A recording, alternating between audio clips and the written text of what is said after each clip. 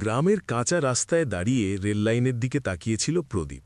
চোখে স্বপ্ন, পকেটে কিছুই নেই, শুধু একটা ঠিকানা আর বেঁচে থাকার লড়াই।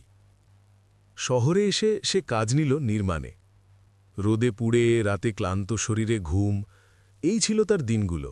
একদিন কাজ শেষে ফুটপাথের চায়ের দোকানে তার দেখা হয় সোনালির সাথে। সোনালি গার্মেন্টসে কাজ করে। চোখে ক্লান্তি, তবু হাসিটা অদ্ভুত সুন্দর। প্রতিদিন চায়ের কাপে জমতে লাগল গল্প, গ্রামের কথা, মায়ের কথা, ভবিষ্যতের কথা। অল্প অল্প করে ভালোবাসা এসে বসল দুজনের মাঝে।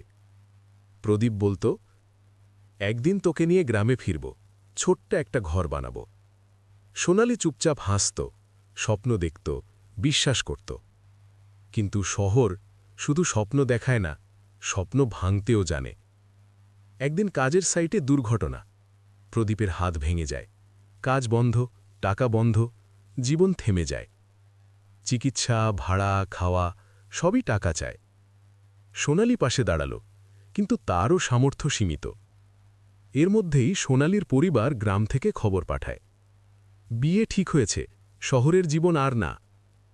প্রদীপ কিছু বলল না, কারণ সে জানত ভালোবাসা থাকলেই সব হয় না। শেষ দিন দেখা করতে এসে সোনালি কাঁদতে কাঁদতে বলল, আমায় মাপ করে দিও, আমি হার মানছি। প্রদীপ শুধু বলেছিল, তুই ভালো থাকলেই আমি বেঁচে থাকব। আজও প্রদীপ সেই নির্মাণ সাইটে কাজ করে। হাত সেরে গেছে, কিন্তু বুকের ভাঙা জায়গাটা আর জোড়া লাগেনি।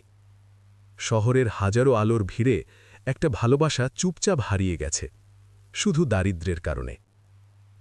সব ভালোবাসা শেষ হয় বিশ্বাসঘাতকতায় নয়, কিছু ভালোবাসা শেষ হয় শুধু অভাবের কাছে হেরে গিয়ে।